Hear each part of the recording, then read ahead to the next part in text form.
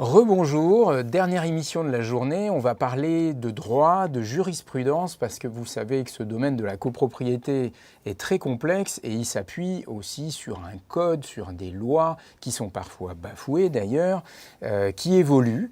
Et pour parler de tout ça, j'ai le grand plaisir de recevoir dans son propre plateau, ce qui est quand même pas rien, Émile Agege, directeur général de l'Arc. Bonjour, Émile. je précise que c'est pas mon plateau, c'est le plateau de l'Arc. Le plateau de l'Arc. Qui appartient aux adhérents. Entendu.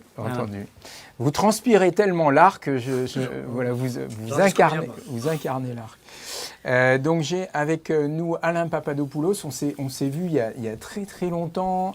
Vous êtes journaliste spécialisé, vous pouvez préciser. Je l'étais jusqu'à il y a peu, voilà, mais je continue à suivre les choses. Connaisseur de la copropriété. Je reste dans la copropriété. Voilà, bon. Et puis Éric Audineau, donc vous êtes, bonjour Éric. Bonjour. Vous êtes avocat spécialisé en copropriété, enfin pareil, vous pouvez me corriger. Et vous avez commencé par, alors après messieurs vous pourrez rebondir, compléter et tout ça. Et surtout, n'oubliez pas, à vous qui nous écoutez, que vous pouvez poser des questions juste à côté de l'espace de diffusion. On a besoin de votre participation, donc j'attends vos questions, je les vois là qui s'affichent. Éric, alors il y a six points pour cette première partie qui ont attiré votre attention et sur lesquels vous voulez aussi attirer notre attention. Tout à fait. Donc tout d'abord, je remercie l'Arc de m'avoir invité. Et, merci d'avoir accepté aussi. Émile Agege m'a demandé de faire une sélection des décisions de justice qui, selon moi, étaient importantes sur l'année écoulée. Donc le choix est arbitraire par définition. Mais j'ai essayé de faire un panel des points importants, ou même si, alors c'est pas que des décisions de la Cour de cassation, parce qu'il n'y a pas que la Cour de cassation qui rend des décisions importantes, loin de là, mais c'est des décisions, c'est soit des rappels de grands principes, soit des activités, enfin une actualité juridique importante, notamment sur deux points, j'y reviendrai. Donc, la première décision que j'ai sélectionnée, c'est un rappel du tribunal judiciaire de Paris du 15 mai 2025 qui indique, mais la Cour de cassation l'avait déjà indiqué il y a plusieurs années, que les décisions des administrateurs judiciaires désignés au visa de l'article 29-1 de la loi du 10 juillet 1965 sont insusceptibles de recours. Et c'est tout de même quelque chose d'assez particulier en droit français. C'est que vous avez quelqu'un qui est désigné par le tribunal, qui prend des décisions qui impactent directement les copropriétaires, c'est-à-dire que l'administrateur va approuver des comptes, va voter des travaux, enfin c'est vraiment des choses très très lourdes, et quelle que soit la décision, on ne peut pas la contester, c'est totalement impossible, sauf si évidemment il déborde ses pouvoirs, c'est-à-dire que le tribunal désigne l'administrateur en disant vous avez les pouvoirs de l'Assemblée générale aux majorités 24, 25, mais pas 26. Juste une chose pour les copros qui nous écoutent, administrateur judiciaire, ça veut dire que c'est une copro en difficulté ou oui. C'est une copro sous tutelle c'est déjà un cas critique ? Tout à fait. Donc c'est bien au visa de l'article 29.1, donc c'est bien les copropriétés dites en difficulté, donc les deux critères qui sont alternatifs, c'est pas cumulatif, pour qu'un administrateur soit désigné, c'est soit il y a des difficultés financières très importantes, ou, mais ça peut également, et la copropriété n'arrive pas à entretenir son bâti. Dans ce cas-là, sur une demande de toute une série de parties, le tribunal peut désigner un administrateur. Et là, c'est vraiment une mise sous tutelle, c'est exactement comme un majeur protégé, il a un tuteur qui prend des décisions. Et voilà, que les copropriétaires soient d'accord ou pas d'accord, ils sont obligés de subir. Alors parfois, même souvent, les administrateurs prennent les bonnes décisions, mais c'est tout de même assez étonnant dans une démocratie que vous avez quelqu'un qui prenne des décisions où il n'y a strictement aucune possibilité de contestation. La seule contestation qui est relativement indirecte, ça serait de dire que la décision est mauvaise et que l'administrateur a engagé sa responsabilité et à le rechercher pour faute. Mais en soi, la décision ne peut pas être contestée. Donc il doit être compétent, c'est pas n'importe qui peut faire ça. Alors, il y a une liste, bien évidemment. Oui, les administrateurs. Alors, il s'agit, je voudrais faire une toute petite précision. Il s'agit d'administration provisoire de la copropriété. Et les administrateurs judiciaires, c'est un métier. Et le tribunal n'est pas forcément obligé de nommer un administrateur judiciaire. Mais les tribunaux ont une liste d'administrateurs judiciaires pour d'autres affaires, pour la redressement des entreprises et la liquidation d'entreprises. Et leur réflexe, évidemment, c'est d'aller piocher dans cette liste. Il y a un décret qui vient de sortir qui a créé un label de spécialisation en copropriété. Parce que, en fait, les administrateurs judiciaires qui sont désignés par le tribunal ne savent pas forcément ce que c'est qu'une copropriété.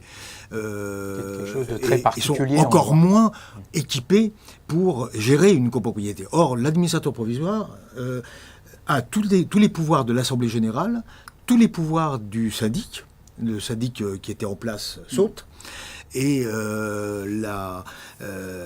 éventuellement même certains pouvoirs du conseil syndical.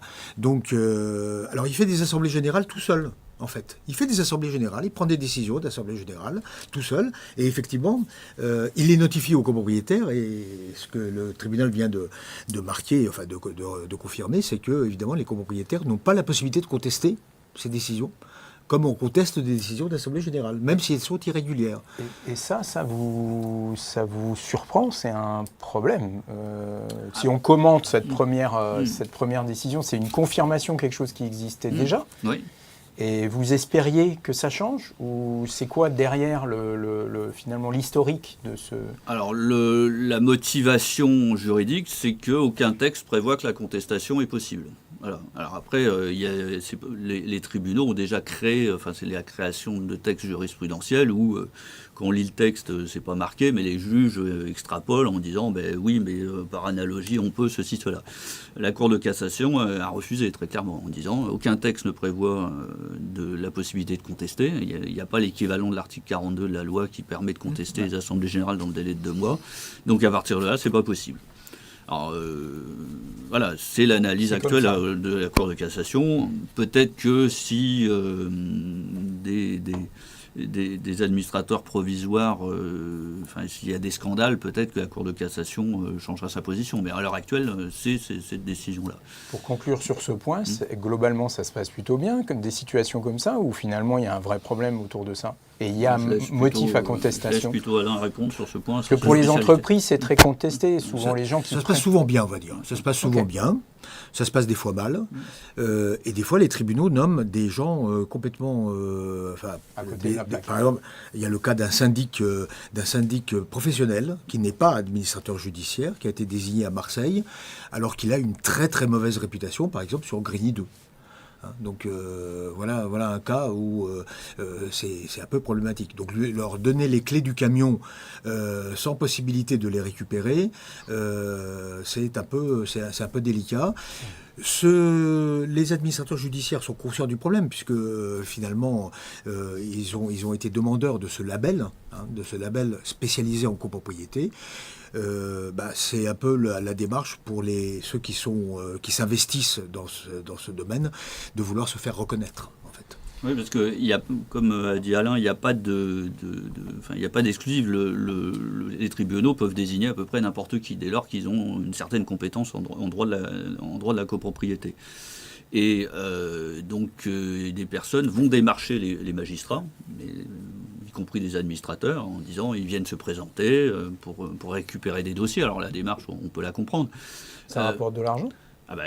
Oui, c'est rémunéré. C'est un travail qui est rémunéré à juste titre. Voilà. Mais parmi les démarcheurs, il y en a qui n'ont pas vraiment de compétences. Donc ils vont faire le tour des tribunaux de France et de Navarre. Et puis, pour peu qu'ils tombent sur un magistrat qui vient d'être nommé, qui n'y connaît rien dans le droit de la copropriété, le contact passe bien, et hop, il récupère un dossier.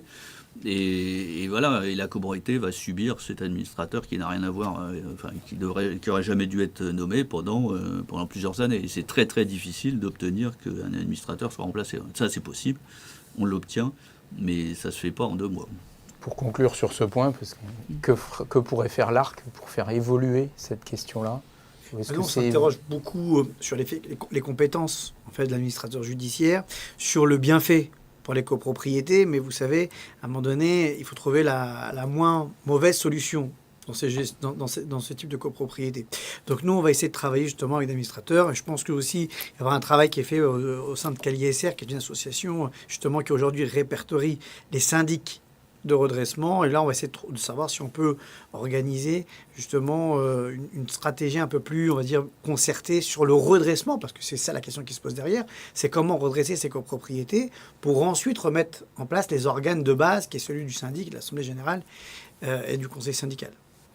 Merci beaucoup. Deuxième point, Eric. Alors, deuxième décision, là c'est une sorte d'hommage à l'ARC, c'est une création du législateur qui date de plusieurs années, c'est l'article 21 alinéa 7 de la loi du 10 juillet 1965 qui permet au président du conseil syndical d'agir pour le compte du syndicat des copropriétaires contre le syndic si le syndic tarde à communiquer des documents au conseil syndical, avec une pénalité qui est de 15 € par jour de retard. Alors la question c'est de savoir si c'est par document ou voilà. Donc c'est un texte qui, pendant très longtemps, il n'y a pas eu d'actualité. Moi-même, à plusieurs salons de l'ARC, j'ai dit que je ne voyais pas vraiment l'intérêt, comment le mettre en œuvre, enfin bon. J'avais un peu oublié ce texte et récemment, il s'est mis à vivre, hein, ce texte. Il y a eu plusieurs décisions. Donc là, je cite une décision du tribunal judiciaire de Versailles du 31 juillet 2025, mais ce n'est pas la seule, il y en a plusieurs, où là, le syndic, enfin plutôt l'ancien syndic, a été condamné à 6 735 € de pénalité pour avoir tardé à communiquer un certain nombre de documents. Alors, ce n'est pas des procédures évidentes à mettre en œuvre, parce que donc, c'est au président du conseil syndical d'agir. Avec quel fonds ? Ben, évidemment, il ne peut pas accéder au fonds de la copropriété, donc il faut au moins qu'il commence à avancer les fonds. C'était un gros retard, 6 300 €. Oui, mais si on compte par document, 15 jours par... voilà, parce qu'on peut nous demander beaucoup de documents. Donc, je n'ai pas exactement les détails, mais il y a une autre condamnation à 15 000 €. Donc, oui, ça peut, financièrement, ça peut toucher les syndics. De toute façon, le texte est bien fait pour ça, pour forcer les syndics à respecter la loi. Les membres du conseil syndical ont accès à tout document à tout moment. Le syndic ne peut pas cacher des documents à son conseil syndical. Parmi les syndics avec lesquels je travaille, ces décisions-là ont été remarquées à juste titre. Et bon, je pense que la hiérarchie a dit aux gestionnaires, faites gaffe maintenant quand vous avez des demandes de communication de pièces, les enterrez pas, surtout si c'est réitéré, il faut y répondre, sinon on risque la procédure, on risque les condamnations. Donc ça motive. Voilà. En moralité, l'objectif, c'est pas qu'il soit condamné, c'est que maintenant il remonte le niveau de réactivité. C'est exactement la stratégie défendue par l'ARC. C'est l'arme nucléaire, l'arme de dissuasion. Nous, ce qui nous intéresse, c'est d'avoir les documents. Le syndic qui fait de la rétention d'informations, de la résistance d'informations, il est condamné. C'est objectif atteint. Je précise 2 éléments intéressants. On a eu une décision justement parce qu'il y avait le débat de savoir est-ce que c'est par demande ou par document. C'est-à-dire que si on fait une demande avec 5 documents, est-ce qu'on multiplie par 5 les pénalités de 15 €? Et là, il semblerait que c'est bien par demande. Ça veut dire que si on fait une demande avec 5 documents, ça compte comme une demande. Donc la préconisation économique, c'est de dire faites pour 5 documents, faites 5 demandes. Voilà. Ouais, après, il ne faut pas noyer les syndics. Non, l'objectif, encore une fois, pour qu'il n'y ait pas de malentendu sur la vocation et la volonté de l'ARC, c'est bien d'obtenir les documents. Et je rajoute que l'article 57 du décret de 67 précise bien que même si c'est le président du conseil syndical qui engage les sommes, il doit envoyer un devis au syndic et les sommes doivent être avancées par le syndicat des copropriétaires. Donc aujourd'hui, on a bien verrouillé le dispositif au niveau réglementaire également. Et encore une fois, mon cher Ecodino, il n'y croyait pas. Et moi, je suis très content d'avoir démontré que l'ARC ne travaille pas pour rien. Petite précision, les intranets qui permettent spontanément d'aller chercher des documents, ça veut dire que certains documents, les copropriétaires sont contraints de les demander de manière manuelle, si j'ose dire, où on peut tout trouver sur le... Parce que la question est de ces fameux intranets des syndics sur lesquels, théoriquement, on trouve tout. Mais tout le monde n'est pas capable d'aller les chercher ou tout n'est pas dessus? Non, tout n'est pas dessus. Il faut savoir qu'il y a le décret du 23 mai 2019 qui a défini les documents minimums à mettre dans l'extranet. Okay. Ceci étant dit, la plupart ne mettent même pas le minimum syndical, entre guillemets, et les documents sont souvent obsolètes parce que les délais d'actualisation ne sont pas conformes à l'avis de la copropriété. Ce qui est intéressant, c'est de savoir est-ce que lorsqu'un syndic met un document sur l'extranet, il a rempli son obligation. Bon, nous, on dit non. Pourquoi on dit non? Parce que le contrat type prévoit que l'on peut demander des pénalités de retard pour la fiche synthétique de l'immeuble, quand bien même cette fiche est dans l'extranet. Donc à partir du moment où le syndic ne remet pas le document ou les documents réclamés par le conseil syndical, le président est habilité à engager cette procédure. Mais encore une fois, ce qui nous intéresse, ce n'est pas les 1500, les 300, les 400. Nous, ce qu'on veut, c'est que le président ou le conseil syndical puisse avoir son grand livre, sa balance, ses journaux, son contrat, les honoraires, les derniers honoraires facturés par le syndic, etc. Et éviter que des choses soient dissimulées, en quelque sorte. Et alors, le point numéro 1, alors ça je répète régulièrement, si le syndic dissimule les relevés du compte bancaire du syndicat des copropriétaires, là c'est alerte rouge. C'est un syndic qui explique à son conseil syndical que les comptes sont pas là ou je sais pas quoi, la banque les envoie pas, c'est vraiment alerte rouge. Là, il faut immédiatement prendre des mesures. Alain ? Oui, le mérite de cette disposition qui a été effectivement introduite par pression de l'arc, c'est de marquer le coup sur le fait que le syndic manipule des informations qui ne sont pas sa propriété, qui sont la propriété du syndicat des copropriétaires. Et donc, le simple copropriétaire n'a pas accès à tout, bien entendu, parce qu'il y a des choses qui peuvent être confidentielles et qui peuvent être là. Mais le conseil syndical, depuis longtemps, depuis l'origine de la loi, a droit à tout. Et visiblement, les syndics n'avaient pas compris. Alors, ce texte leur a fait comprendre, mais visiblement, il y en a quelques-uns qui n'ont toujours pas compris. On se disait, il y en a quand même, ils vont quand même pas se faire prendre là-dessus. Il y en a quelques-uns qui se sont quand même fait prendre. Voilà, donc c'est un petit peu, ces décisions sont un peu de la bonne pédagogie. J'ajouterais que la CNIL, la Commission nationale des informations et libertés, a fait tout un rapport sur justement l'étendue des pouvoirs du conseil syndical en matière de récupération des informations. Et il est parti sur la base de dire qu'à partir du moment où il y a une loi qui donne un pouvoir au conseil syndical d'accéder aux documents de la copropriété, le syndic ne peut pas évoquer le règlement général de la protection des données, puisque aujourd'hui le conseil syndical a un accès à tous les documents. Point barre. Et par contre, il porte la responsabilité de confidentialité sur les documents qu'on lui transmet. C'est-à-dire que l'obligation de protection des données personnelles du syndic est reportée sur le conseil syndical lorsque le conseil syndical réclame ces informations. Troisième point. Alors, troisième point, là, c'est une actualité qui dure depuis plusieurs années, c'est l'allocation saisonnière de courte durée de type Airbnb. Où, inutile de dire que ça se développe, les pouvoirs publics, au moins dans certains lieux, essayent de limiter les locations. Et en matière de copropriété, d'une manière générale, ce type de location est mal vécu dans les immeubles du fait des allées et venues, et éventuellement quelques dégradations et quelques fiestas mémorables. Mais donc les copropriétés cherchent à se préserver. Alors, il y a des exceptions, mais quand même le principe général, c'est de chercher à se préserver. Donc, il y a quelque temps, il y a eu la loi Le Meur, qui a été une avancée notable, parce qu'auparavant, dès lors que c'était autorisé par le règlement de copropriété, il n'y avait rien à faire. Et on ne peut pas modifier les conditions de jouissance des parties privatives prévues au règlement de copropriété, sauf décision unanime des copropriétaires. Donc là, la loi Le Meur permet, dans certains cas, notamment quand les locaux ne sont pas à usage commercial, d'interdire ce type de location à la majorité des 2/3, une majorité renforcée. Mais pas impossible à obtenir, parce que maintenant, à l'article 26, il y a une seconde lecture, donc on arrive à une majorité absolue, c'est relativement facile. Alors, les loueurs de ce type ont des lobbies relativement puissants, parce qu'il y a beaucoup d'argent en jeu.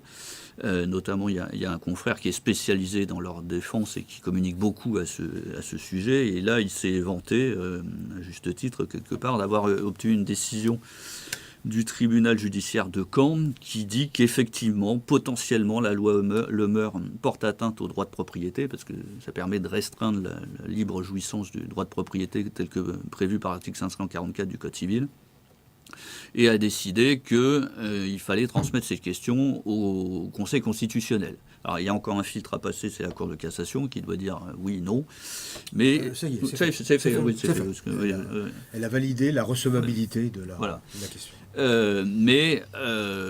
Voilà, il reste au Conseil constitutionnel. Alors, sur le fait qu'il y ait une atteinte au droit de propriété, je pense que personne ne peut le contester, parce que ça vient restreindre le droit de propriété avec la libre disposition. Donc, il y a bien une atteinte. Maintenant, la question, c'est est-ce que c'est proportionnel au but obtenu, enfin au but recherché. Le Conseil constitutionnel va répondre. Mais en tout cas, la leçon qu'il faut en tirer, c'est que la loi Le Meur doit être utilisée dans des conditions très particulières. C'est assez restrictif. Et il ne faut pas faire, comme j'ai vu certaines politiques de syndic, de mettre systématiquement les mêmes résolutions à toutes les assemblées générales sans réfléchir en disant on interdit les locations de type Airbnb. Parce que la conséquence, et ça c'est commencé à arriver, les dossiers, c'est des contestations d'assemblée générale, parce que dans certains cas, effectivement, les restrictions qui ont été votées, c'est pas compatible avec la loi Le Meur, ça va bien au-delà. Donc avant tout, il faut réfléchir, il faut regarder le règlement de copropriété, il y a une vraie réflexion à mener, et s'il rentre bien dans ces conditions-là, et généralement on ne peut pas rentrer dans ces conditions-là pour tous les lots, on fait voter le modificatif restrictif. Mais voilà, c'est du sur-mesure, c'est pas de l'industriel où on prend son portefeuille de mandat et puis voilà, on vote la même résolution type. Voilà. Là, on va droit aux contestations. Parce que là, vous avez un face-à-face entre ceux qui veulent être au calme, schématiquement, et avoir des locaux propres, les boîtes à clés, les machins, les nuisances, les valises qui tapent dans les escaliers, ok. Et d'un autre côté, vous avez des gens qui veulent rentabiliser leur logement. Je ne parle pas du cas extrême de ceux qui ne font que rentabiliser des logements, qui sont peut-être pour le coup, qui seraient intéressants de mettre au pas. Mais quand c'est fait de manière raisonnable, peut-être que c'est nécessaire pour certains propriétaires. Oui, on met toujours en avant, Airbnb notamment met toujours en avant les propriétaires qui louent leur logement partiellement ou qui le louent pendant une certaine durée, pendant qu'ils partent en vacances ou des choses comme ça. Ça leur fait un petit complément de revenus, voilà, la veuve et l'orphelin. Voilà. Mais en réalité, le gros de la location Airbnb, c'est des investisseurs qui consacrent 100% du temps de ces logements à la location saisonnière. Et qui en ont des fois plusieurs, qui investissent de manière massive là-dedans. Et ça a un effet économique important, puisque ça diminue le nombre de logements disponibles pour un usage normal, notamment dans les zones balnéaires, pour le personnel, pour les salariés, parce que les vacances c'est bien, mais il faut des serveurs de restaurants, il faut du personnel d'hôtellerie, etc. Et il y a un très gros problème de disponibilité de logement. Donc je pense que la Cour de cassation va probablement, elle l'a déjà fait dans d'autres circonstances, probablement conclure que c'est proportionné à l'importance économique du problème. J'ai des questions relatives aux deux premiers. Je suis un peu en décalage. Quel est cet article qui oblige le syndic à communiquer les pièces demandées par le président du CS? Je me demande si c'est l'article 21 de la loi du 10 juillet 1965. Plusieurs fois, le syndic a refusé de donner les adresses mail des copropriétaires au président du conseil syndical. En a-t-il le droit, dans le cas où il persiste, puisse faire jouer la loi relative aux pénalités de retard de fourniture des documents? Oui, tout à fait. Marc choisit le roi. Dans la mesure où les copropriétaires ont fourni les adresses mail des copropriétaires. Si ça existe. L'article 32, le 67 qui indique que le syndic doit remettre la feuille de présence dans lequel est mentionné les adresses et les coordonnées postaux et il y a écrit éventuellement les adresses mail dans la mesure où ils sont remis. Donc encore faut-il que les copropriétaires les aient remis, mais ça on en reviendra parce que c'est un gros sujet, les adresses mail des copropriétaires. Bon, après, quel pouvoir a l'administrateur judiciaire sur le syndic si les difficultés viennent de la mauvaise gestion du syndic? De Françoise de Lyon. Une fois que l'administrateur est désigné, par définition, il n'y a plus de mandat de syndic. Ouais. Donc c'est l'ancien syndic, et si les difficultés proviennent de l'ancien syndic, il peut avoir une action judiciaire en responsabilité qui est diligentée. Mais celui qui a le pouvoir, dans ce cas-là, c'est l'administrateur. Il peut se faire assister d'un syndic, assistant, mais voilà, le représentant légal, c'est l'administrateur. Disons que le juge a un pouvoir d'appréciation si le dernier syndic, si la copropriété est passée en administration provisoire alors que le syndic précédent n'a pas déclenché le mandataire ad hoc. il peut lui mettre tout ou partie des honoraires de l'administrateur provisoire à la charge du syndic précédent. Bon, c'est purement formel, mais voilà. Si tu permets, par rapport à la loi Le Meur, parce que ça c'est intéressant, même si c'est un peu philosophique, en réalité là on est devant deux droits qui s'opposent, et là c'est toute la particularité du droit de la copropriété, c'est le droit du syndicat des copropriétaires et le droit du copropriétaire individuel. Et donc en fin de compte, c'est de savoir on restreint le droit de qui par rapport à qui, et on augmente le droit de qui par rapport à qui. Et là, on est en train d'arriver dans cette nouvelle approche ou de savoir en réalité, est-ce qu'il faut épargner pour la copropriété pour faire les travaux, ou bien ça reste un droit individuel de savoir quand on vote les travaux. Est-ce qu'on peut restreindre le droit du sens des partis privatifs au profit des syndicats des propriétaires? Donc là, la loi Le Meur est en train de tracer un chemin, une réflexion qui entre aujourd'hui les législateurs, de savoir en réalité où est la place du copropriétaire sur la copropriété et vice-versa. Et donc, c'est toutes les réflexions que l'on a actuellement en matière d'évolution législative. Oui, mais il y a aussi l'éléphant dans la pièce, qui est la panique des collectivités locales devant le problème du Airbnb. C'est sûr. S'il n'y avait pas ça, il n'y aurait pas eu la loi Le Meur. Donc, c'est un ménage à trois. Il y a le syndicat, les copropriétaires, et puis la collectivité qui a aussi ses problématiques macro, et ses préoccupations. Voilà. Et pour la problématique macro, les textes évoluent aussi considérablement et de plus en plus les collectivités territoriales, c'est-à-dire les mairies, peuvent restreindre, et ils se manquent pas de le faire, restreindre ce type de location. Mais là, c'est au niveau des zones, quoi. La loi Le Meur, c'est que la copropriété, par définition. Et sans interdire complètement, peut-on dans le RC limiter les périodes de location saisonnière de Françoise de Lyon ? Non, non. Enfin, heureusement que la copropriété ne peut pas se mêler des périodes en disant période de ski ou de vacances. Enfin, non. Je ne vois pas comment on pourrait... Autoriser en montagne pendant l'été. Et ça serait particulièrement difficile à faire respecter. Déjà, démontrer qu'il y a de la location de ce type-là, ce n'est pas forcément évident. On ne peut pas mettre un gardien ou un filtre ou un portique. Non, on récupère via les affiches, les annonces, on arrive à ça. Mais dans certains cas, c'est assez, je dirais, sournois. On n'arrive pas vraiment à rapporter la preuve qu'il y a ce type de location, quoi. Ouais.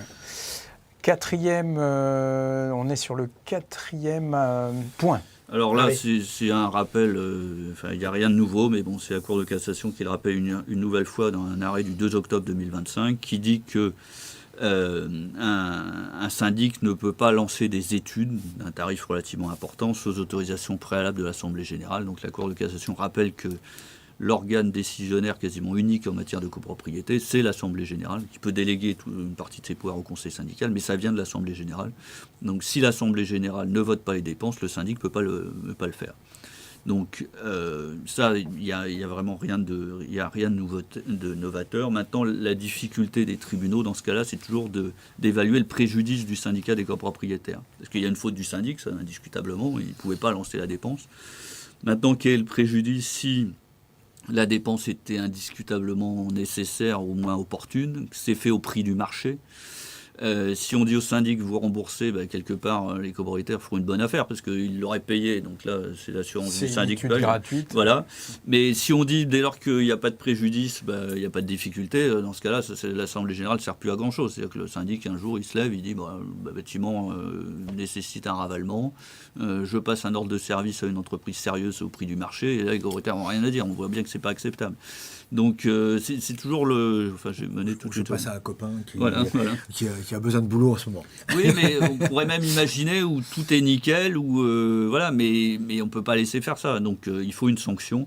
Mais assez régulièrement, moi j'ai mené un certain nombre de procédures, j'ai vu assez régulièrement les tribunaux ne condamnent pas à 100% de la dépense. Ils estiment que quelque part, toi même le syndicat des copropriétaires en a tiré. On a tiré un intérêt. J'ai cru comprendre que c'était à peu près 60% quand les travaux étaient utiles. Oui, voilà. J'aurais dit ça à peu près. Voilà. Après, on peut avoir l'effet inverse, c'est-à-dire d'un conseil syndical qui a une certaine inertie et d'un syndic qui a envie de bien faire son boulot. Mais bon, sans demander l'avis, c'est super dangereux en fait. Les travaux doivent être votés. Ces dossiers-là que j'ai vus, tous les cas, le syndic a été poussé par le conseil syndical de l'époque de faire la dépense. C'est pas le syndic qui un jour s'est réveillé en disant je vais faire la dépense. C'est le conseil syndical, et le syndic s'est fait embarquer, ou le gestionnaire du syndic, en disant le conseil syndical le veut, je le fais, et voilà. Il fallait attendre l'AG, c'est ça. Il y a un cas où les syndics prennent le risque de faire des travaux sans autorisation, c'est quand ils ont une indemnité d'assurance. C'est pour faire une réparation de dommages causés par un incendie ou par... Alors, la loi fixe un principe de ce qui peut être dans le budget et ce qui ne peut pas être dans le budget, donc doit être voté spécifiquement. Et ce principe est un principe qui repose sur la nature des travaux. Et pas sur le financement. Donc, quand on a un gros sinistre et qu'on a une grosse réparation à faire et qu'on a une indemnité à 100% du montant des travaux, théoriquement, il faudrait normalement quand même les faire voter. Et ça, beaucoup de syndics passent outre. Les copropriétaires, d'ailleurs, laissent faire, parce qu'il y a l'argent. Je confirme. Voilà. Et ils passent outre et prennent le risque. Prennent ce risque que quelqu'un dise, non, désolé, mais ça, c'est des travaux faits sans autorisation. Le souci, c'est qu'une AG, c'est une fois par an. Donc, c'est une inertie de prise de décision. On peut convoquer une assemblée supplémentaire. OK. Moi, j'aimerais profiter... qu'on a deux éminents observateurs de la copropriété. Moi, j'aimerais vous interroger sur les contrats d'assurance multirisque. Est-ce que pour vous, un contrat d'assurance multirisque doit être forcément voté en Assemblée générale? Forcément. Moi, je dis non. Non, en tout cas, la pratique, c'est sûr qu'ils ne le sont pas. Maintenant, si un syndic m'interroge, je dirais... Non. Ouais. Et pourquoi vous dites ça? Moi, j'ai lu quelque chose dans le décret qui disait qu'on votait... Il y avait un petit truc dans le décret qui a disparu. Pour moi, dans l'article 18, le 65, le seul contrat qui est précisé expressément comme quoi il doit faire l'objet d'une décision d'Assemblée générale, c'est bien le contrat d'assurance. C'est la RC. C'est la RC, donc j'entends bien. Ouais. J'entends bien, mais bien souvent, dans la multirisque, il y a la RC. Oui, il y a toujours la RC. Donc, quand un syndic, parce qu'il est apporteur d'affaires, ou parce qu'il est courtier, décide unilatéralement de résilier un contrat pour passer sa compagnie en prenant une commission, pour moi, il est en dehors de la loi, en dehors du mandat. Et pour moi, c'est comment dire, un contrat que l'on pourrait contester. Je crois que l'esprit de cette disposition, c'était surtout de permettre aux syndics de forcer la main de la copropriété pour avoir un contrat de RC, si jamais la copropriété ne lui donnait pas les moyens de le faire. Et la RC a été rendue obligatoire parce que, en étant obligatoire, s'il n'y a aucun assureur qui propose de contrat, si l'immeuble a une sinistralité particulière, on peut obtenir une désignation d'office. Par le Bureau central de la tarification. Par le Bureau central de la tarification. Voilà. Donc je pense que l'esprit de ce truc-là, c'est dans le cas où il n'y a pas de contrat, le syndic doit le faire voter et il peut forcer la main et c'est obligatoire. Et si jamais il n'y a pas d'assureur, il va aller chercher au BCT. Pour confidence, on est en train de se tâter si l'ARC ne va pas faire une action de groupe contre des cabinets de syndics qui unilatéralement résilient toute leur flotte d'assurance pour privilégier leur courtier. D'ailleurs, je précise que dans le cadre de cet arrêt, justement, on a nommé Éric Odino pour faire une action de groupe contre les syndics qui, lorsqu'il y avait l'augmentation du prix du gaz, sont engagés avec un fournisseur, avec des prix qui étaient complètement fous et mirobolants. Et le cabinet d'Éric Odino a réussi à obtenir des décisions assez intéressantes. Enfin, pas des décisions, des accords. Même des accords, justement, pour que le fournisseur rembourse ce qu'il avait, on considère, nous, indûment récupéré dans le cadre de son contrat. Ça serait un bon moyen d'en avoir le cœur net. Et sur les assurances, en 2025, quand je faisais ma sélection, il y a eu une décision où un syndic a été condamné pour avoir changé de contrat d'assurance, mais là, il y avait eu des conséquences néfastes, c'est-à-dire que le nouveau contrat était moins bon que l'ancien. Oui. Donc là, il y a une faute, un préjudice, un lien de causalité, il n'y a pas de souci. Mais si le syndic change pour un contrat équivalent, voire mieux... Alors, dans les contrats d'assurance, c'est extrêmement difficile de comparer. C'est du chou et des pommes de terre. Parce que tu prends les franchises, tu prends les garanties, tu prends les primes. Il y a plein de paramètres. Sur le sinistre qui était intervenu, le contrat était moins bon. Donc, en tout cas, il faut savoir aujourd'hui qu'on a une grosse difficulté avec les contrats d'assurance, parce que tout simplement, aujourd'hui, les syndics sont complètement jugés partis du fait qu'ils sont tout simplement courtiers ou apporteurs d'affaires. Et donc là, le mandataire, il est en conflit d'intérêts. Donc, il y a une vraie difficulté. Oui, à ceci près quand même qu'ils sont courtiers et donc ils ont l'argument de dire mais attendez, moi je n'apporte pas, je n'impose pas à une compagnie d'assurance, je fais un appel d'offres. Et c'est cette compagnie que j'ai trouvée qui est la plus intéressante. Donc, oui, mais il est commissionné sur la c'est prime. Un petit peu. Ah, tout à fait, oui. Donc plus la prime est intéressante, plus la commission est intéressante. Oui. C'est sûr. 5e ordonnance. Alors là aussi, c'est une actualité qui prend de plus en plus d'ampleur. C'est dans le cadre des travaux de rénovation énergétique, on va mettre une ITE, donc une isolation thermique par l'extérieur. Donc c'est un isolant qui va se coller sur les murs du bâtiment. Et sur les pignons, les murs de côté, assez souvent, le mur est construit à ras, la limite de propriété, et donc l'isolant va surplomber le voisin. Donc pendant très longtemps, il fallait obtenir l'accord du voisin, parce que on surplombe sa propriété, et tout ce qui est au-dessus du terrain et tout ce qui est en dessous appartient également au propriétaire. Et si le voisin disait non, c'est non, voilà, on ne peut pas forcer la propriété.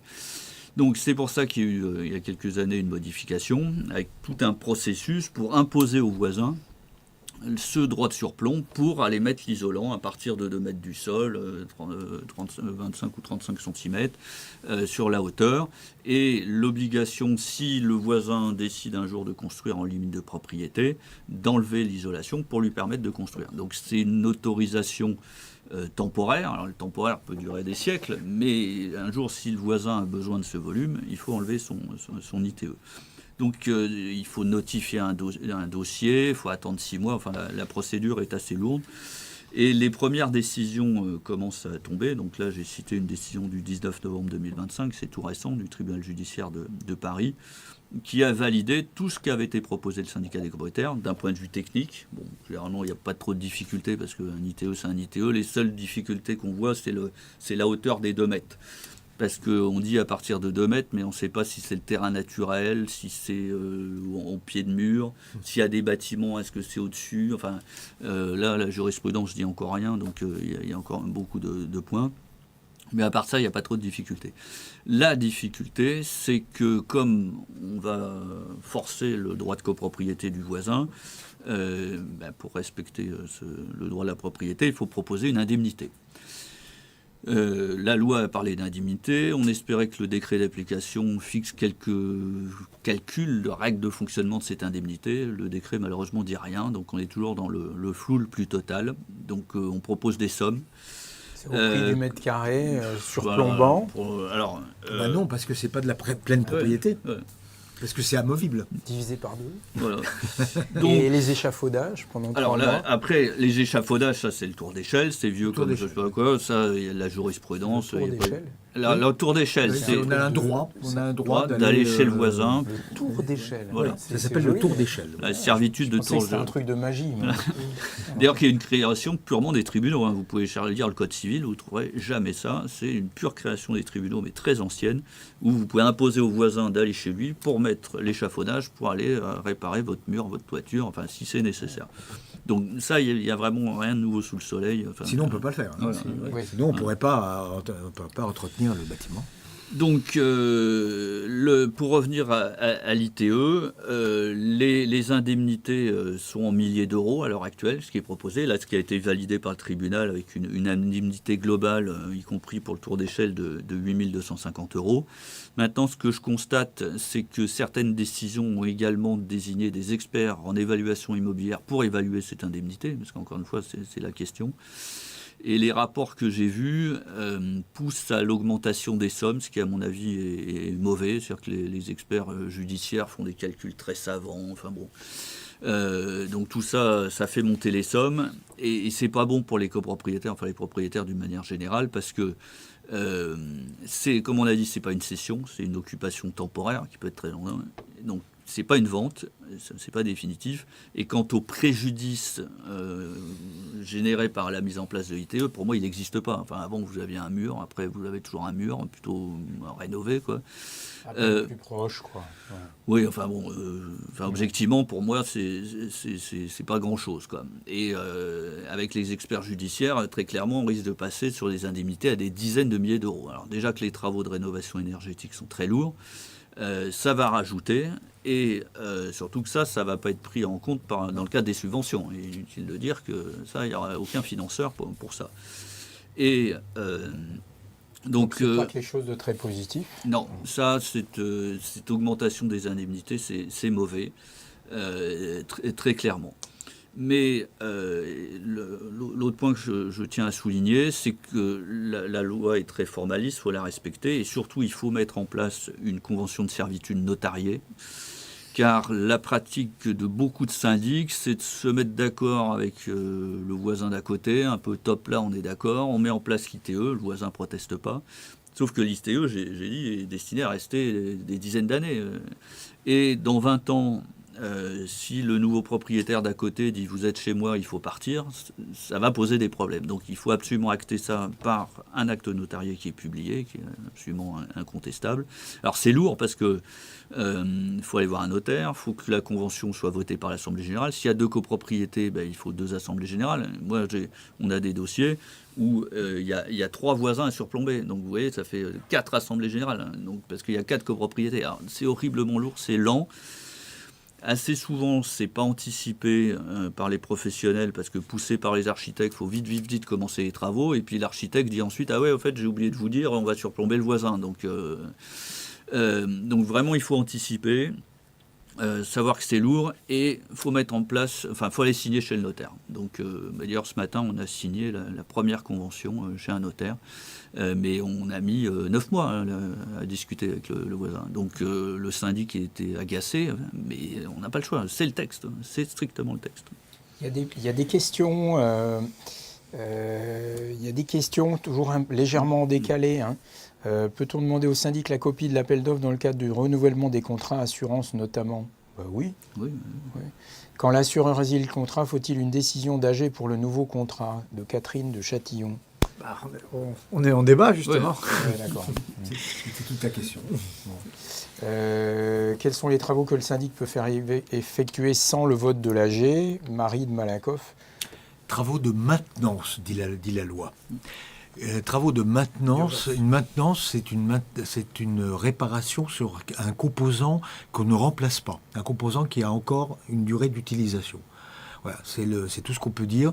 Le terme de maintenance qui est utilisé dans la loi et le décret est un terme industriel, en fait. On parle de maintenance préventive et de maintenance curative, mais ce terme est utilisé pour des composants qu'on ne remplace pas. Dès lors qu'il faut remplacer un composant, ça reste de l'entretien, mais c'est de l'entretien qui n'est pas de maintenance. Et d'ailleurs, quand on lit l'article 45 du décret, il nous dit bien que ne peuvent pas être compris dans le budget prévisionnel les travaux et les travaux qui ne sont pas de maintenance. Voilà. Et tous travaux qui ne sont pas de maintenance. Tous travaux d'entretien qui ne sont pas de maintenance. Si j'avais su, j'aurais rajouté ce point du surplomb dans notre émission sur l'ITE. Mais bon, on était plus sur des aspects techniques et thermiques. Oui, mais c'est le grand classique, je vous dis, c'est que voilà, on commence, le chantier avance bien, et puis d'un coup, l'architecte... alors, je ne vais pas les suspecter de mettre ça sous le tapis pour faire commencer les travaux, mais bon, certains, j'ai quelques doutes. Dit au syndic, ouais, mais il va falloir trouver un accord là. Et là, la machine se met en route. Alors, soit le syndic arrive à trouver un accord, mais peu respectueux de la loi, ou soit on rentre dans un cadre légal, parce que des fois, il y a une très ferme opposition du voisin, parfois totalement irrationnelle. Donc là, le syndicat n'a pas d'autre choix que de mettre en œuvre toute la procédure. Et là, ça dure des mois. Dès lors que la justice s'en mêle, c'est... Pas simple, la justice, cette complexité. 6e arrêt et dernier. Voilà, donc rapidement, parce que rien de nouveau sous le soleil, c'est une nouvelle décision de la Cour de cassation du 20 novembre 2025. C'est sur les dangers de la procédure de recouvrement de charges accélérée, l'article 19.2. où c'est c'est une procédure dérogatoire par rapport aux procédures classiques. L'idée, c'est de récupérer le plus rapidement possible les charges de copropriété, ce qui est évidemment une très bonne idée. Alors, je pense qu'à l'origine aussi, c'était une idée de l'ARC. C'est la création de la procédure au fond, donc la procédure qui va au bout dans tous les cas, mais une procédure rapide. Donc, c'est le Graal judiciaire. Sauf que, on ne peut pas l'appliquer à tous les cas. Donc le texte, il y a tout de même quelques restrictions. Et au-delà de ça, les tribunaux ne sont pas organisés pour, parce que les tribunaux, c'est une machine administrative. La justice est une administration comme une autre. Donc il y a des magistrats qui sont organisés en chambre pour traiter tel et tel type de dossier. Et alors, si vous venez avec un dossier un peu particulier, avec un peu d'entre-gens, vous allez y arriver. Mais si vous arrivez avec 100 dossiers, alors qu'en face, il n'y a pas les services organisés pour, ça ne peut pas passer. Les magistrats résistent, à juste titre, parce qu'ils ne peuvent pas traiter les dossiers. Donc là, la décision est parfaitement fondée d'un point de vue juridique, qui rappelle que si les comptes n'ont pas été approuvés, on ne peut pas faire une procédure 19.2, mais il y a aussi toute une série de jurisprudences qui disent que la lettre de mise en demeure préalable doit être ciselée, si je puis dire. C'est assez délicat, c'est-à-dire que si on prend la lettre à mesure type en mettant juste 19.2, ça passe pas. Donc c'est des procédures qui peuvent être mises en place dans des cas très spécifiques. Nous, au cabinet, on le fait que quand il y a un vote de gros travaux contre les copropriétaires qui sont déjà en état de débit, on sait qu'ils ne paieront pas les travaux, parce que quand vous ne payez pas vos charges courantes depuis des années, vous n'avez pas payé les appels de fonds travaux. Donc là, on fait un 19.2 que pour les travaux. Voilà. Mais si on essaye d'appliquer ce texte-là pour tous les recouvrements de charges, ça passe pas. Et puis il y a des confrères qui ont engagé leur responsabilité parce que les magistrats ont pris le petit détail, hop, ça va pas, et c'est pas rattrapable parce qu'une fois que la forme n'a pas été respectée, vous avez fait des demandes au fond, donc vous pouvez pas recommencer la procédure, c'est pas possible. Et si vous faites appel, de toute façon, il y a même décision. Donc c'est votre assureur qui va payer. Deuxième partie de l'émission, il nous reste un petit quart d'heure, mais hors taxe. Évolution apportée au décret du 17 mars 1967. Tout à fait. En fait, pourquoi on a voulu aborder ce sujet-là? Puisque le 22 décembre 2025, donc à quelques jours de Noël, a été publié ce fameux décret du 22 décembre 2025 qui modifie le décret du 17 mars 1967, qui est le décret d'application de la loi du 10 juillet 1965, la fameuse loi qui régit la copropriété. Donc en fin de compte, il y a eu le 9 avril 2024, il y a eu une loi qui s'appelle Habitat dégradé, qui a introduit des nouvelles dispositions dans la loi du 10 juillet 1965, ce qui a nécessité justement un recadrage dans le décret du 17 mars 1967. Donc là, on va essayer très rapidement, puisqu'il faudrait 2 jours pour aborder tous ces sujets-là, mais on va parler des mesures phares de la loi Habitat dégradé, qui a suscité donc une modification du décret de 67. Donc on a un premier article 25-2-1 dans la loi du 10 juillet 1965 qui permet en fin de compte à un ou plusieurs copropriétaires d'effectuer à leurs frais des travaux d'isolation thermique de la toiture ou du plancher qui affectent les parties communes. Dans ce cas-là, le copropriétaire doit informer le syndic d'une demande spécifique à l'ordre du jour qui doit être joint par un état descriptif des travaux à réaliser. À cela, l'article 10.4, donc il y a un nouvel article 10.4 qui est introduit dans le décret du 17 mars 1967 et qui précise que le copropriétaire doit en faire la demande.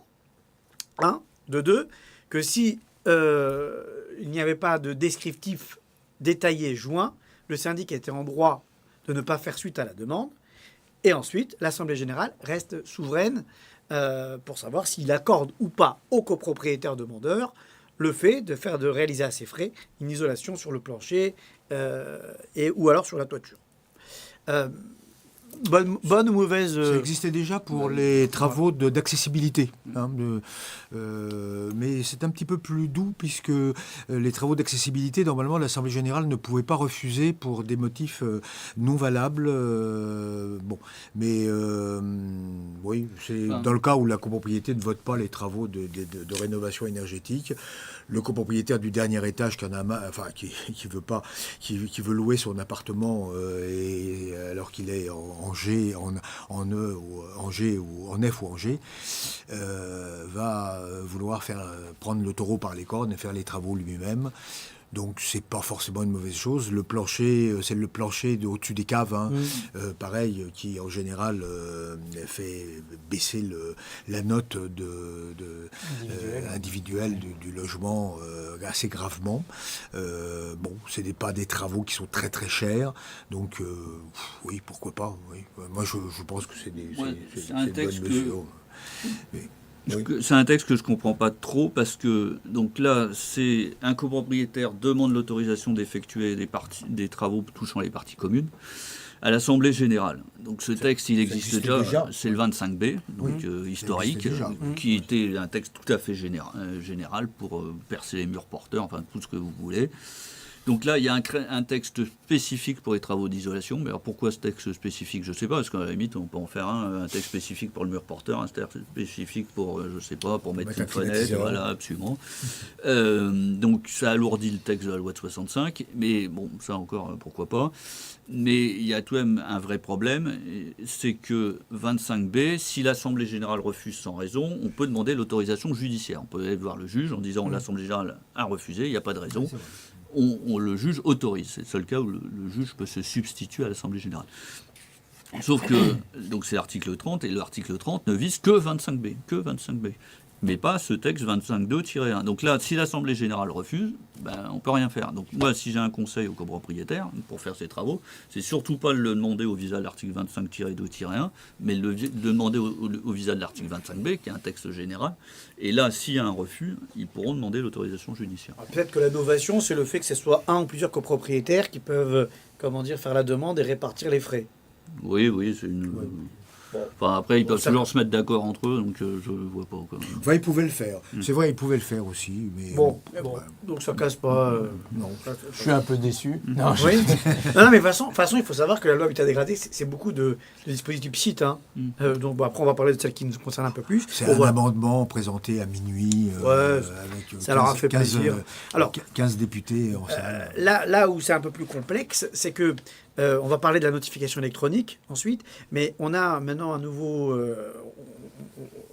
on a profité de ce toilettage de la loi du décret du 7 mars 67 pour mettre en évidence le fait qu'aujourd'hui, le syndic peut envoyer les avis d'appel de fonds par voie électronique, sans consentement du copropriétaire, à l'adresse qui a été communiquée à cet effet par le copropriétaire.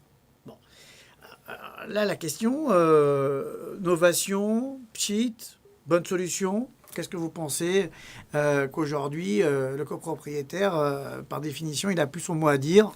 Il doit recevoir ses notifications, ses avis d'appel fonds par voie électronique. Est-ce qu'il peut refuser ou pas? Il faut que l'adresse email soit bonne, j'ai envie de dire. Quelle est votre analyse? Alors c'est sûr que les syndics ont commencé à utiliser l'électronique, enfin recommandé électronique, avant que le texte de l'article 64 soit modifié. Et je dirais qu'ils ont un peu devancé le texte à l'époque. Tous les grands groupes ont commencé. Et moi, pour l'instant, j'ai pas encore une seule procédure là-dessus. Donc j'en conclus que ça se passe plutôt bien. Mais là, je dirais que c'est le décret qui devance un peu les pratiques, parce que ça impose, très clairement, la règle maintenant, c'est la notification par lettre recommandée électronique, y compris de mise en demeure. Certes, le copropriétaire peut refuser, mais je dirais que c'est assez rarissime, ça doit se trouver, mais que le copropriétaire écrive à son syndic « je refuse expressément », bon, ok, là c'est clair. Mais dans la plupart des cas, les copropriétaires ne disent rien. Et le syndic va enregistrer des adresses mail, parce qu'il va interagir avec des copropriétaires. Donc le gestionnaire voit l'adresse mail de Monsieur X, hop, il rentre ça. Mais qu'est-ce que c'est comme adresse mail? On ne sait pas trop. Notamment, il y a beaucoup d'adresses mail professionnelles où l'adresse mail, c'est monsieur X @ son employeur. Mais bon, les gens changent d'emploi. Oui, et puis le week-end, il est pas, ou le soir, il consulte peut-être pas ses mails professionnels. Oui, voilà. Donc, malheureusement, si, en général. la base de données des mails chez Syndic est pas bonne. Déjà, les adresses, c'est pas forcément très bon parce que voilà, tous les copropriétaires donnent pas leur adresse. Et assez souvent, il n'y a pas qu'un seul copropriétaire, c'est une indivision. Déjà, il y a monsieur, madame. Alors auparavant, monsieur, madame, c'est simple, on envoyait au domicile, lettre recommandée classique, monsieur, madame, et pas de... Mais là, on va écrire qu'au mail de monsieur, et pas au mail de madame, parce qu'elle ne se manifeste pas. Et je ne parle pas des indivisions successorales où il y a plusieurs membres dont on ignore tout. Donc là, le texte, c'est dire, on force, vous avez l'obligation de... ça me pose beaucoup de problèmes, notamment moi en tant qu'avocat, quand je vois que les lettres de mise en demeure, parce qu'on fait des lettres de mise en demeure pour diverses choses, les charges impayées, les travaux irréguliers. Donc quand j'applique ce texte, je vais devoir utiliser ce mode-là. Bon, soit j'ai rien contre, mais quelle sera la qualité de l'adresse mail qui me sera communiquée par le syndic? J'ai beaucoup d'inquiétudes. Et un syndic peut passer dans les spams aussi. Enfin, les emails, c'est pas une science si exacte que ça, quoi. Si les pièces jointes sont lourdes, si etc. Juste pour la bonne compréhension des téléspectateurs. En fait, compte, il y a deux choses qui sont importantes de ne pas amalgamer. On a les avis d'appel de fonds et on a les notifications et courrier recommandé électronique. Donc là, ce qui est prévu, c'est que maintenant, le syndic peut de droit envoyer les avis d'appel de fonds à l'adresse qui a été communiquée par le copropriétaire. Donc ça implique que si le copropriétaire, c'est dans les textes, c'est écrit, si le copropriétaire ne communique pas d'adresse mail, le copropriétaire est censé toujours recevoir ses avis d'appel de fonds par voie postale. Maintenant, il faut savoir une chose, c'est que le défaut d'envoi d'avis d'appel de fonds n'est pas un motif pour contester son appel de fonds. Mais surtout, ce qui était intéressant, c'est que l'avis d'appel de fonds, c'est le seul outil qui est donné au copropriétaire, qui est envoyé au copropriétaire, pour vérifier, en fin de compte, les calculs, les modalités de calcul des sommes qui leur sont réclamées. Là, à partir du moment où ça va être envoyé, le copropriétaire, il reçoit 50 000 mails, ça va être noyé. En fin de compte, la personne, elle va perdre en transparence pour savoir ce qu'il en est. Et là, j'aboutis au deuxième aspect, justement, de l'évolution de la loi. C'est là c'est la loi, encore une fois, Habitat dégradé, qui a dégradé la loi 65 pour moi, mais plutôt que... Et qui a prévu que là, les notifications la rendent du lourd, parce que c'est les convocations de l'Assemblée générale, c'est les recommandés de mise en demeure parce qu'un copropriétaire n'a pas payé. Là, cette fois-ci, on peut notifier par voie électronique à l'insu du copropriétaire, puisqu'il n'y a pas besoin de consentement. Voilà. Et donc, là, ce qui est prévu, c'est que le copropriétaire peut, à tout moment et par tout moyen, ce que dit la loi, s'opposer à cette notification électronique. Et demander du papier.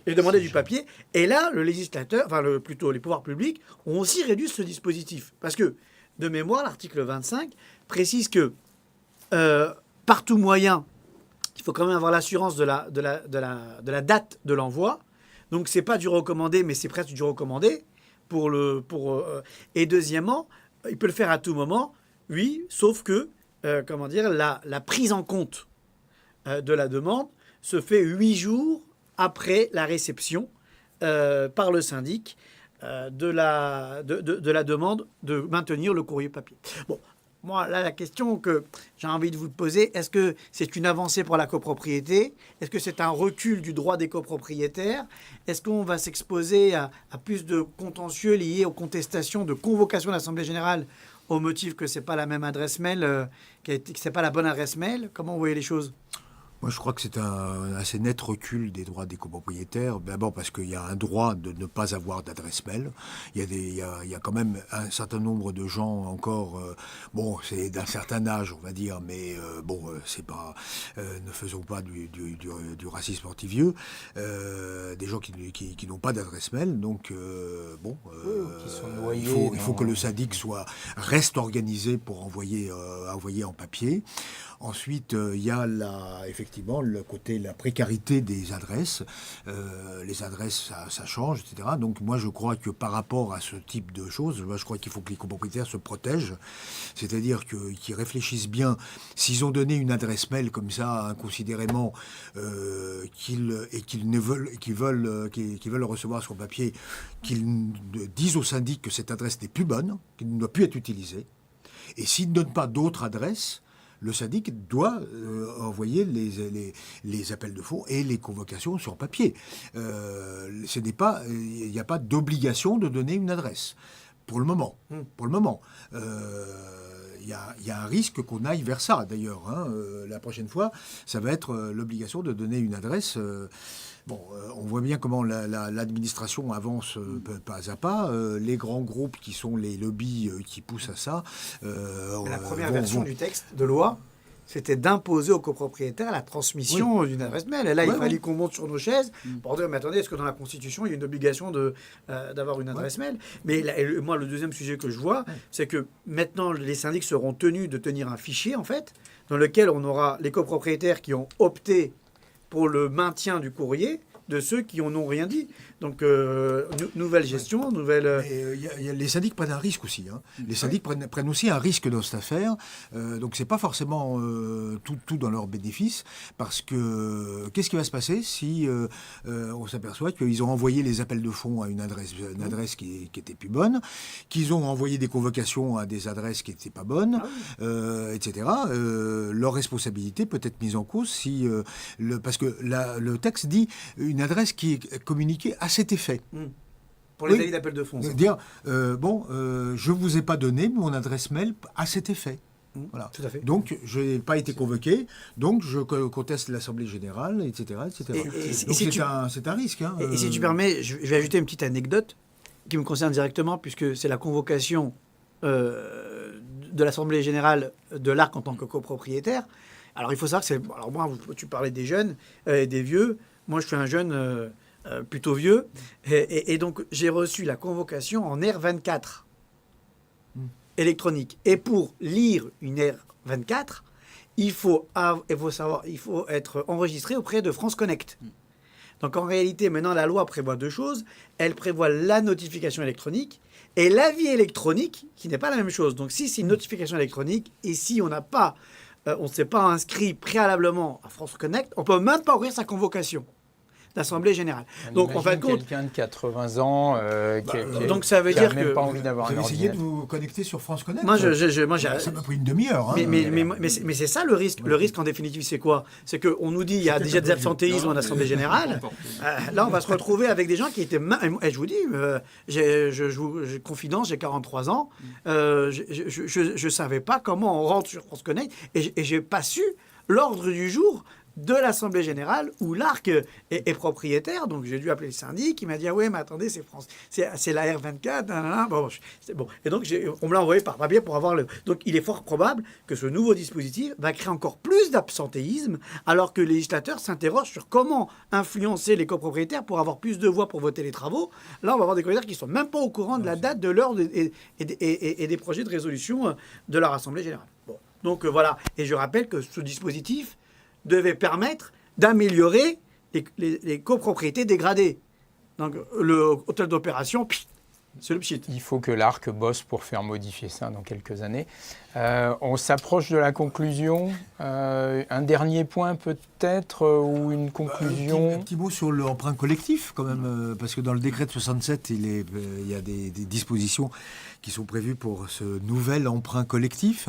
Alors rappelons qu'il existait déjà des emprunts collectifs à adhésion individuelle, c'est-à-dire qu'il fallait que les copropriétaires... la copropriété met en place un emprunt collectif, mais ça ne pouvait concerner que les copropriétaires qui étaient volontaires et surtout les copropriétaires qui étaient à jour de leur charge pour pouvoir participer.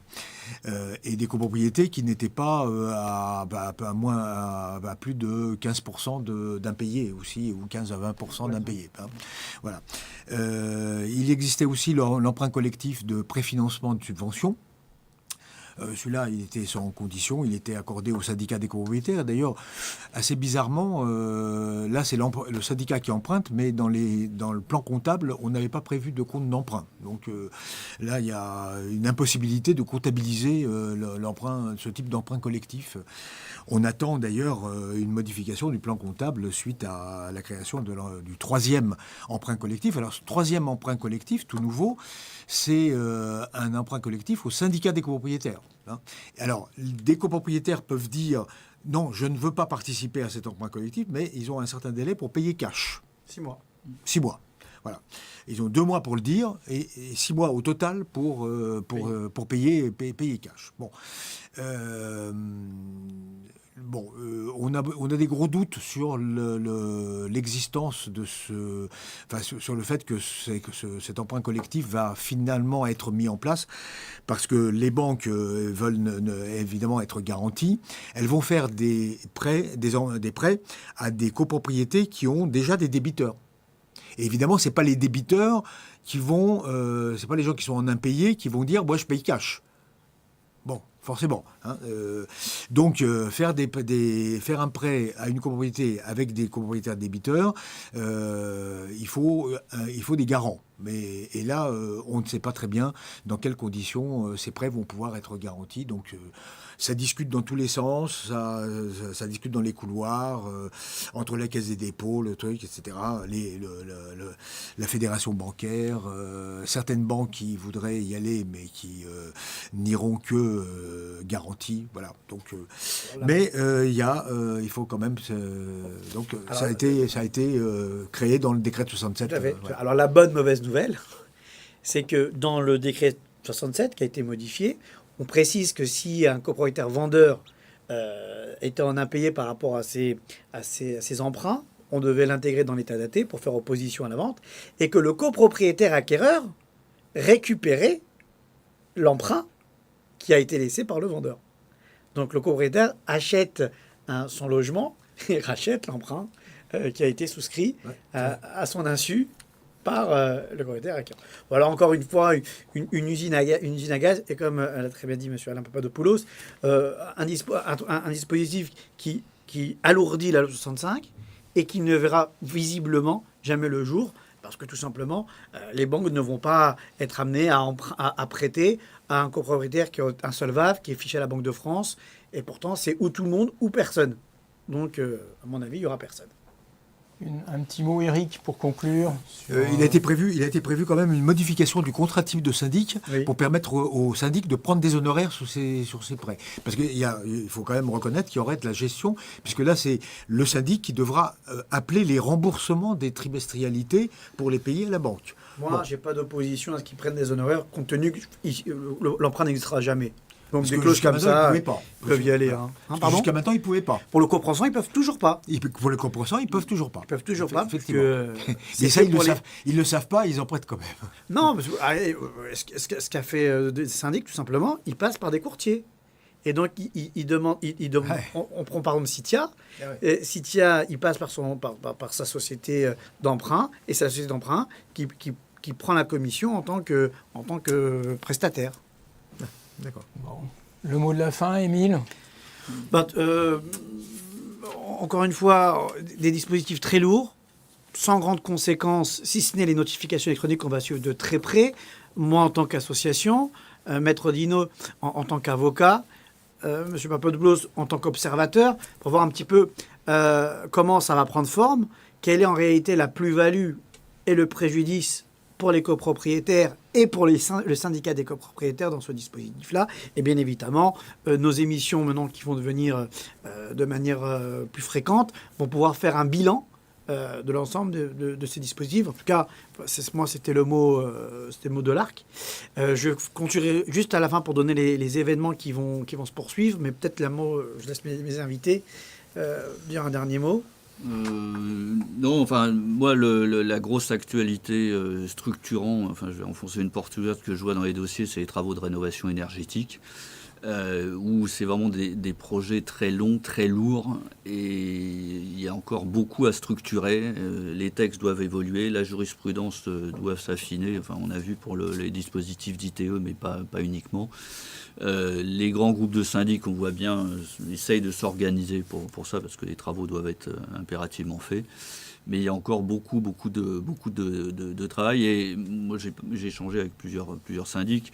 Quand ils récupèrent un gros dossier de travaux, le premier, ils sont ravis en disant on va apprendre des choses et puis j'ai bien négocié mes honoraires travaux.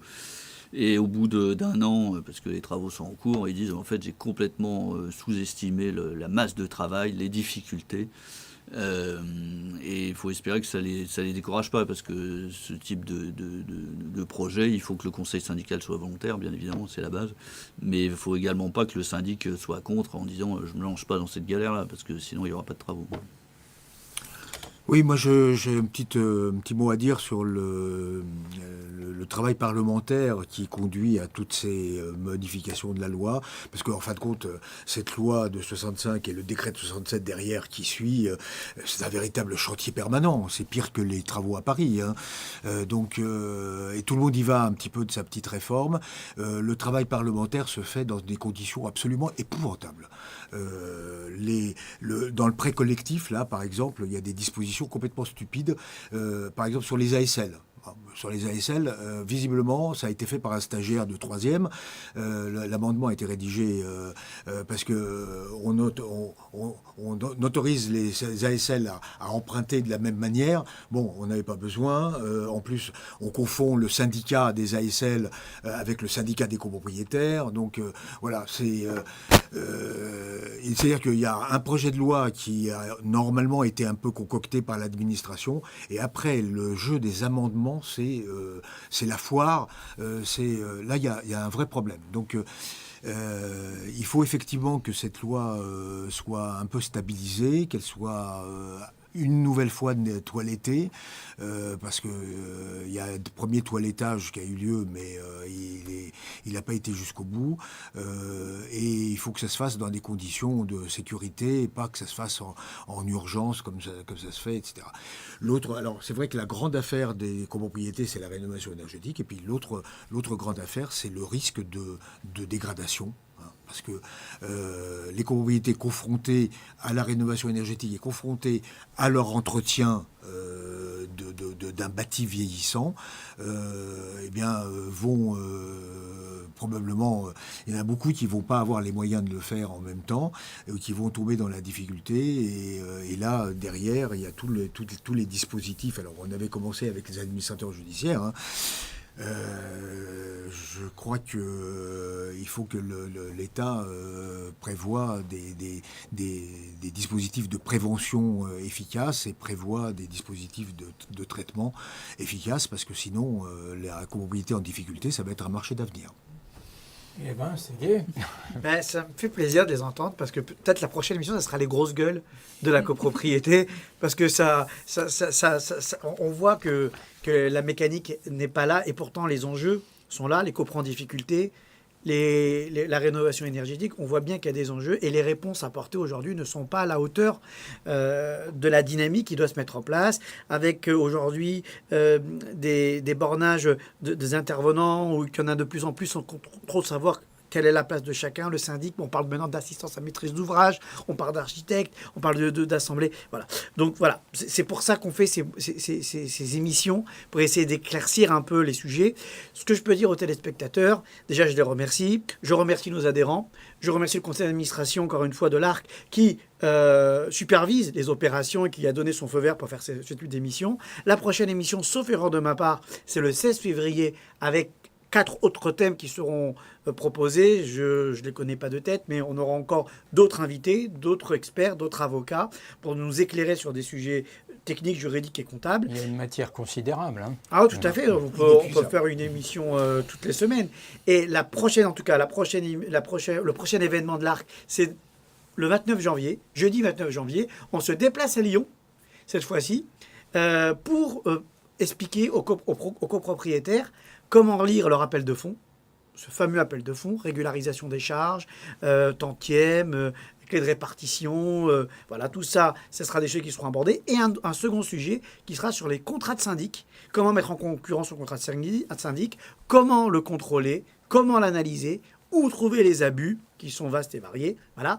Et ensuite, on a d'autres événements. On a le forum de la copropriété qui s'organise et qui se met en place. Donc voilà, c'est la dynamique de l'ARC. Et la journée écolière, parce qu'un copropriétaire, c'est averti. averti. Ma journée écolière, Voilà. c'est ma journée, puisque c'est mon rendez-vous avec les adhérents. Donc c'est, je ne sais pas quand exactement, peut-être en mars, je sais que c'est en mars. C'est le 16 mars, je crois. C'est le 16 mars. 13. Voilà, peut-être. Bon, de toute façon, tout est mis sur le site de l'ARC. Et d'ailleurs, on fait la promotion ce soir sur le site de l'ARC. Donc là, c'est 400 élèves, 400 adhérents de l'ARC qui doivent venir à leur journée écolière. Et le thème, ça sera le contrôle des 16 comptes. mars. On me confirme que c'est le 16 Ah, mars. bravo, c'est le 16 mars. Donc, ça sera, tout le monde aura sa table, sa chaise, son cartable.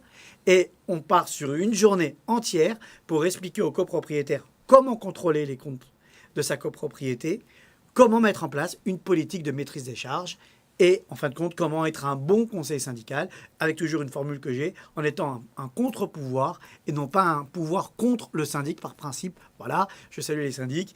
Certains nous aiment beaucoup, d'autres nous aiment moins. Et ça fait aussi, c'est notre marque de fabrique de ne pas être aimé par tout le monde.